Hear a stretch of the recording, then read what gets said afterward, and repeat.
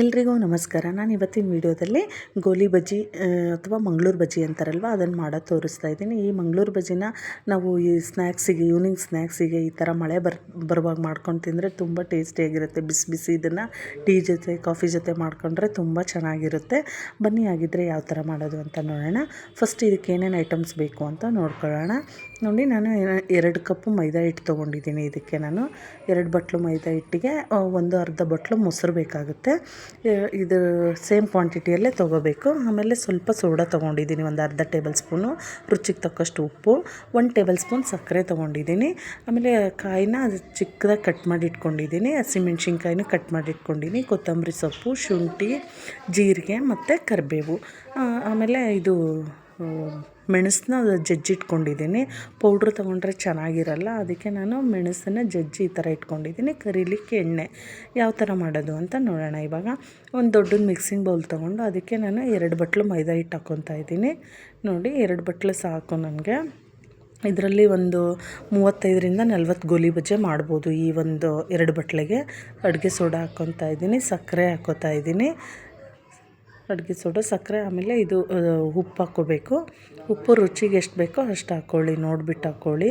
ನಾನೊಂದು ಅರ್ಧ table spoon ಹಾಕ್ಕೊಂಡಿದ್ದೀನಿ.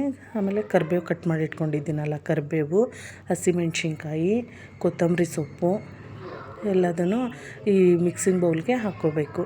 ನೋಡಿ, ಮೆಣಸಿನ್ಕಾಯಿನೂ ಅಷ್ಟೇ ತುಂಬ ಚಿಕ್ಕದಾಗಿ, ನಿಮಗೆ ಖಾರಕ್ಕೆ ಎಷ್ಟು ಬೇಕೋ ಅಷ್ಟು ಕಟ್ ಮಾಡಿ ಹಾಕ್ಕೊಳ್ಳಿ. ಕೊಬ್ಬರಿನೂ ಅಷ್ಟೇ ನೋಡಿ, ಈ ಥರ ಚಿಕ್ಕದಾಗಿ ಕಟ್ ಮಾಡ್ಕೊಳ್ಬೇಕು. ಇದನ್ನು ಚೆನ್ನಾಗಿರುತ್ತೆ ಅದು. ಶುಂಠಿನೂ ಅಷ್ಟೇ, ಮೈದಾ ಹಿಟ್ಟಲ್ವ, ಡೈಜೆಷನ್ ಆಗೋಲ್ಲ. ಆಮೇಲೆ ಶುಂಠಿ ಫ್ಲೇವರ್ ತುಂಬ ಚೆನ್ನಾಗಿರುತ್ತೆ. ಹಾಗಾಗಿ ಶುಂಠಿ ಮತ್ತು ಜೀರಿಗೆ ಸ್ವಲ್ಪ ಜಾಸ್ತಿ ಹಾಕ್ಕೊಂಡ್ರೂ ಚೆನ್ನಾಗಿರುತ್ತೆ. ಆಮೇಲೆ ಮೆಣಸೂ ಅಷ್ಟೇ ನೋಡಿ, ಈ ಥರ ಹಿಂಗೆ ಜಜ್ಜಿಟ್ಕೋಬೇಕು. ಹಾಕ್ಕೊಂಡಿದ್ದೀನಿ. ಅದನ್ನ ಹಾಕ್ಕೊಂಡ್ಮೇಲೆ ಎಲ್ಲ ನೀಟಾಗಿ ಈ ಮೊಸರೂ ಅಷ್ಟೇ ನೋಡಿ, 1 ಬಟ್ಲು ತೊಗೊಂಡಿದ್ದೀನಿ. ಇದನ್ನ ಹಾಕ್ಕೊಂಡು ನೀಟಾಗಿ ಎಲ್ಲ ಕಲಸೋಣ. ಇದನ್ನು ನೀಟಾಗಿ ಒಂದು 5ರಿಂದ 10 ನಿಮಿಷ ಚೆನ್ನಾಗಿ ಕಲಿಸ್ತಾ ಇರಬೇಕು. ಹಿಟ್ಟು ಚೆನ್ನಾಗಿ ಕಲಿಸಿದಷ್ಟು ನಮಗೆ ಬಜ್ಜಿ ಚೆನ್ನಾಗಿ ಬರುತ್ತೆ, ಗೋಲಿ ಬಜ್ಜಿ. ನೋಡಿ, ನಮ್ಗೆ ಇನ್ನೊಂದು ಸ್ವಲ್ಪ ಮೊಸರು ಬೇಕು, ಅದಕ್ಕೆ ನಾನು ಇನ್ನೊಂದು ಅರ್ಧ ಬಟ್ಲು ಮೊಸರು ಹಾಕ್ಕೋತಾ ಇದ್ದೀನಿ. ಮೊಸರಲ್ಲೇ ಕಲಿಸೋದ್ರಿಂದ ಇದು ತುಂಬ ಸ್ಪಾಂಜಿ ಥರ ಬರುತ್ತೆ ಈ ಬೋಂಡ.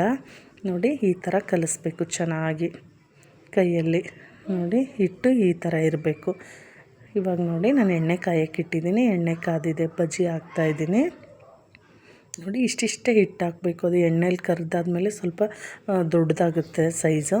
ನೋಡಿ, ಚೆನ್ನಾಗಿ ಉಪ್ಕೊಳ್ಳುತ್ತೆ. ನೋಡಿ, ಇಷ್ಟಿಷ್ಟು ಹಾಕಿ ಕರಿಬೇಕು.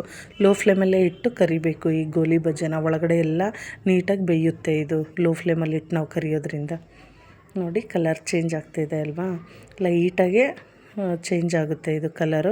ನಾವು ಒಂದು ಕಡೆ ಎಲ್ಲ ಬೆಂದಾದಮೇಲೆ ಕಲರ್ ಚೇಂಜ್ ಆದಮೇಲೆ ಈ ಥರ ಹಿಂಗೆ ಸೌಟಿಂದ ನಾವು ಎಲ್ಲದನ್ನು ಉಲ್ಟಾ ಹಾಕ್ಬಿಟ್ಟು ಚೆನ್ನಾಗಿ ಎಣ್ಣೆಯಲ್ಲಿ ಕರಿಬೇಕು ಇದನ್ನು. ನೋಡಿ, ತುಂಬ ಚೆನ್ನಾಗಿ ಆಗ್ತಾಯಿದೆ ಇವಾಗ. ಆದಷ್ಟು ನಾವು ಲೋ ಫ್ಲೇಮಲ್ಲಿ ಇಟ್ಟರೆ ಮಾತ್ರ ಇದು ಒಳಗಡೆ ಹಿಟ್ಟೆಲ್ಲ ಚೆನ್ನಾಗಿ ಬೇಯುತ್ತೆ. ಆಮೇಲೆ ಟೇಸ್ಟ್ ಕೂಡ ತುಂಬ ಚೆನ್ನಾಗಿ ಇರುತ್ತೆ, ಸ್ಪಾಂಜಿ ಥರ ಬರುತ್ತೆ ಇದು. ನೋಡಿ, ಈ ಥರ ಕಲರ್ ಆದಮೇಲೆ ತೆಗಿಯೋಣ. ಇವಾಗ ಆಗಿದೆ, ಫುಲ್ ಚೆನ್ನಾಗಿ ಫ್ರೈ ಆಗಿದೆ. ಒಳಗಡೆನೂ ಎಲ್ಲ ನೀಟಾಗಿ ಬೆಂದಿದೆ ಇದು. ನೋಡಿ, ಸ್ಪಾಂಜಿ ಥರ ತುಂಬ ಚೆನ್ನಾಗಿ ಬರುತ್ತೆ.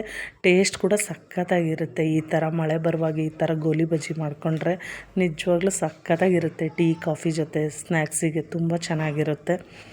ಇದನ್ನು ನಾವು ಪುದೀನ ಚಟ್ನಿ ಜೊತೆ ತುಂಬ ಚೆನ್ನಾಗಿರುತ್ತೆ ಇದು ಗೋಲಿ ಬಜ್ಜಿ.